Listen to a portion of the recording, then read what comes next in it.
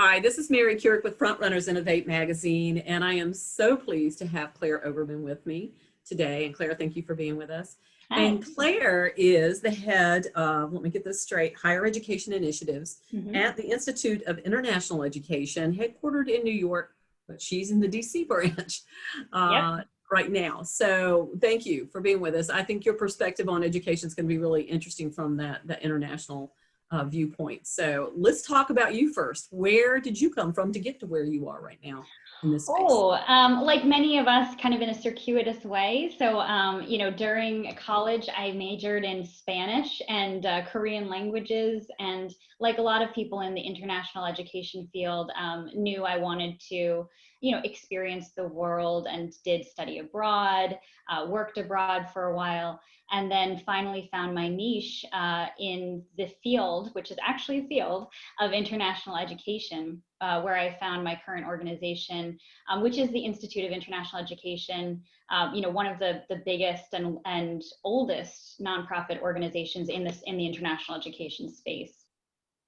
The mission of the organization. Let's start there.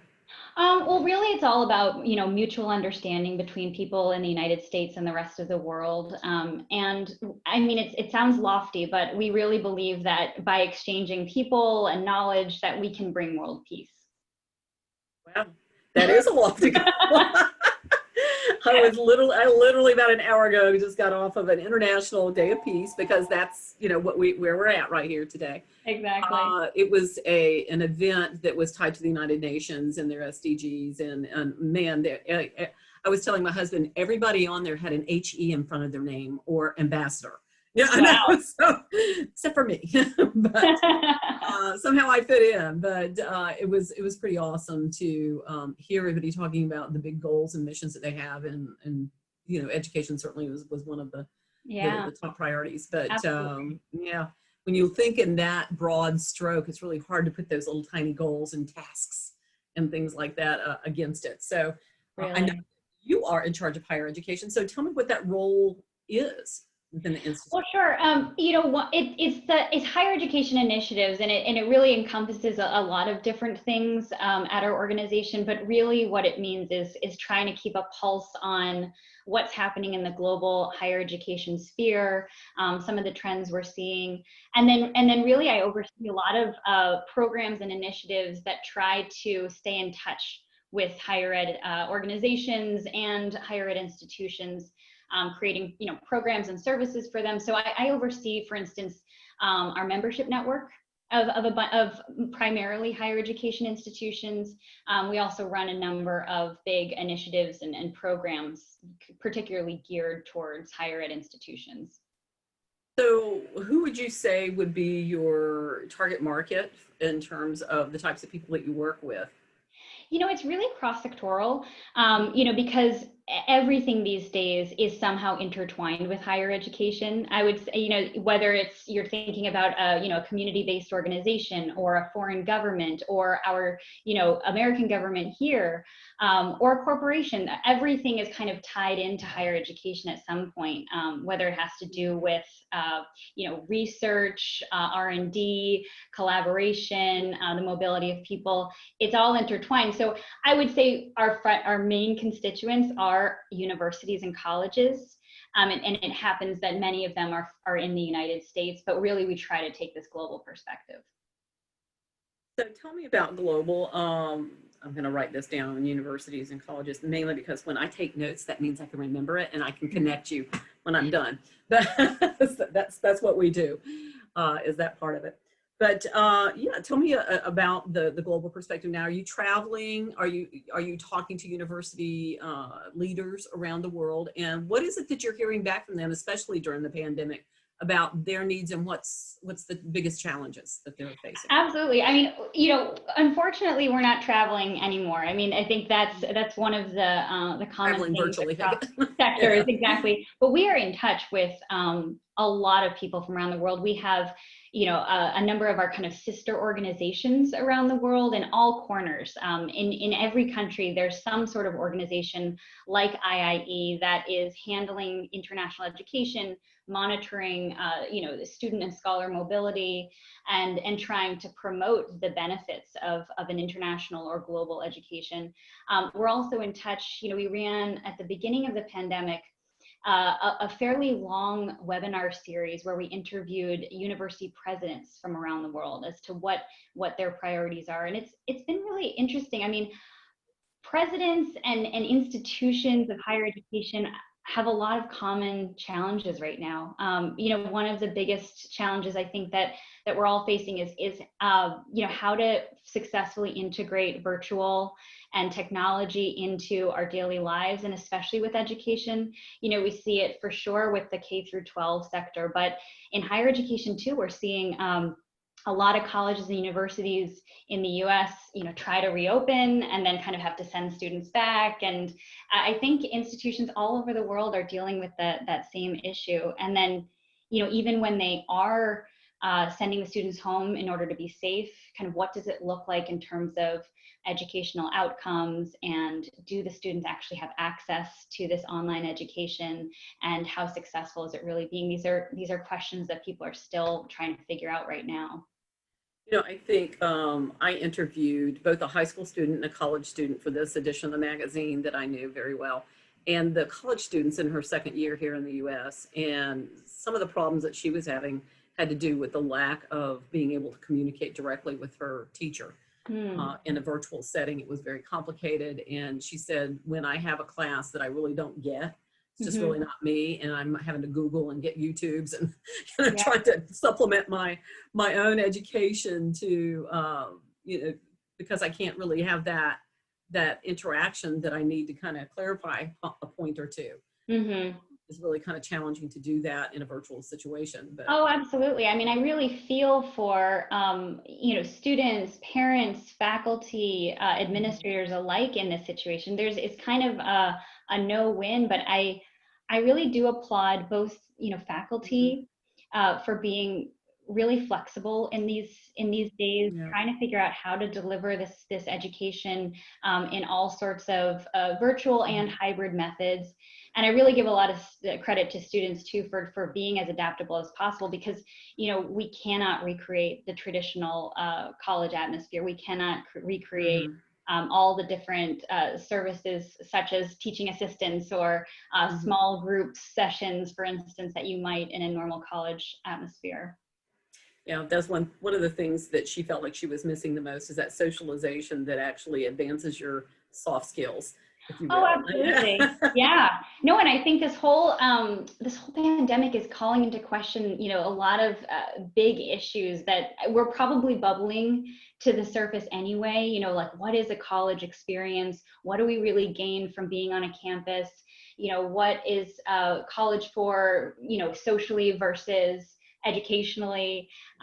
So, I mean, it's been a fascinating dialogue to just think about.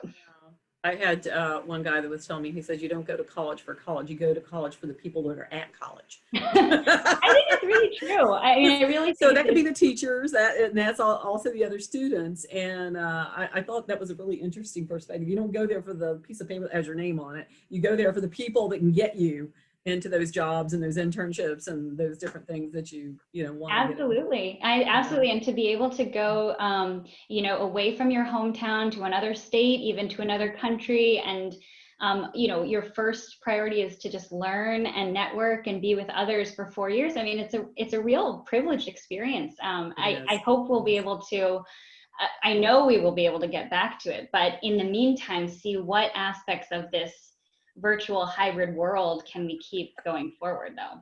So in the interest of innovation and technology, as we've seen that nothing's perfect, that we've really used. I mean, things have gotten hacked, classrooms have been hacked, classes have been dropped. I mean, I've had interviews that have been dropped via Zoom. So, nothing is going to be perfect, but from the standpoint of those areas of the world that connectivity is really an issue. Yeah. And even on that webinar that I did earlier today, just having the people in these different pockets of the world trying to get their audio to work or their video stream and everything.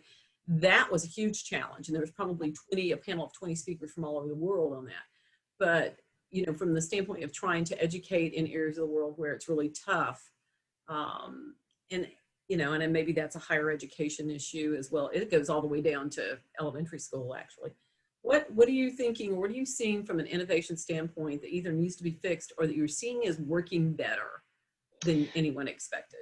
It's a really great question. And again, it was, I think, a major issue even before the pandemic of, internet accessibility and just educational accessibility. We think about, rural areas in developing countries. We think about, refugee camps, for instance, where good one. there's not a lot of connectivity. But the innovations that people are coming up with these days are remarkable. I mean, I think,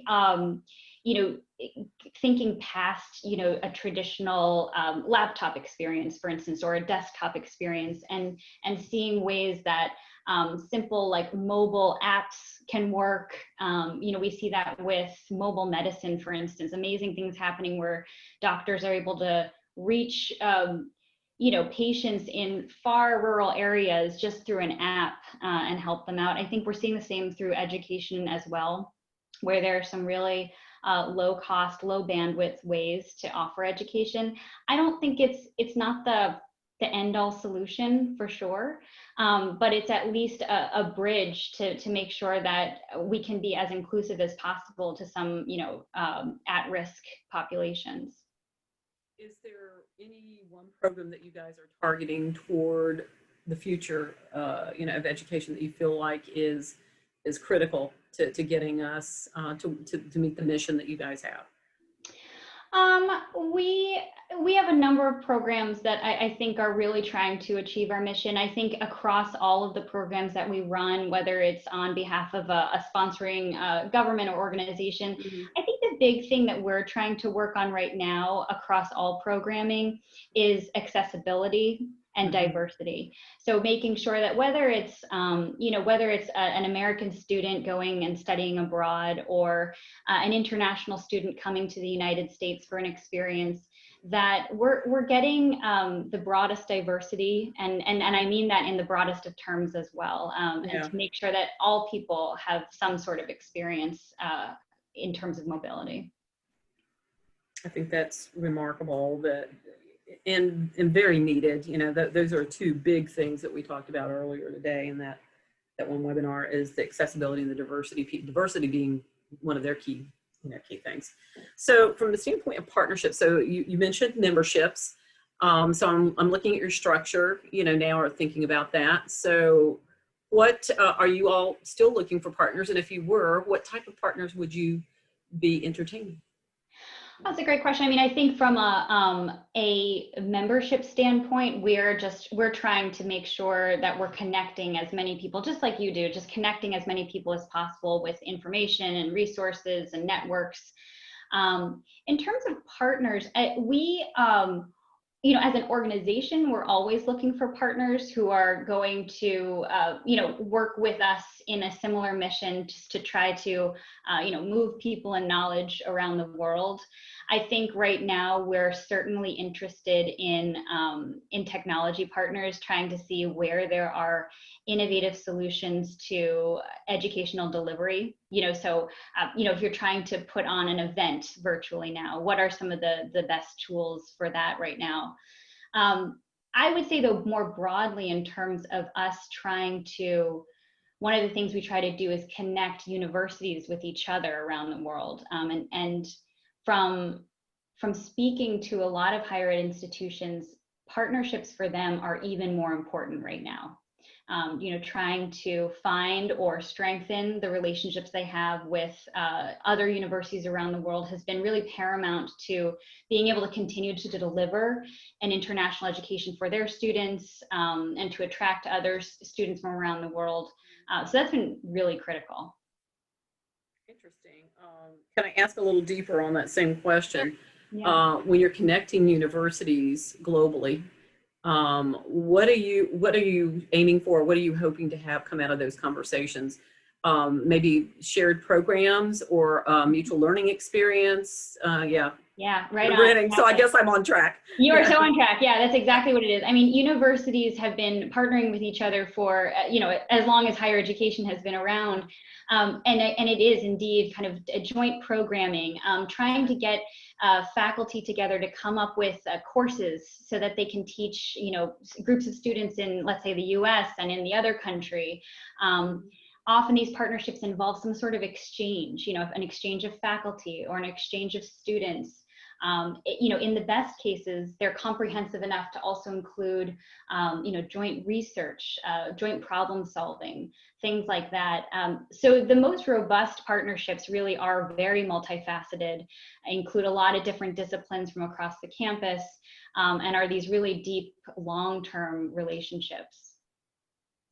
Are there any criteria or boundaries around what types of universities you connect or what type of higher education facilities you connect?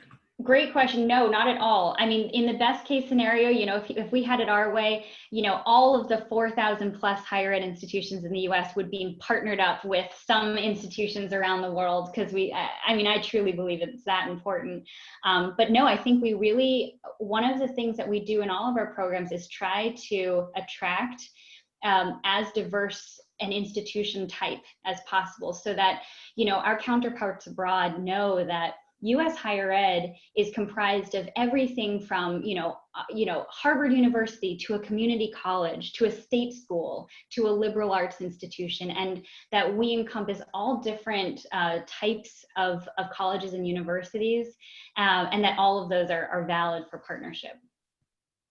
That is fantastic. I love that. I already have an idea forming from this. This is great. Didn't even expect that I would, but here it is.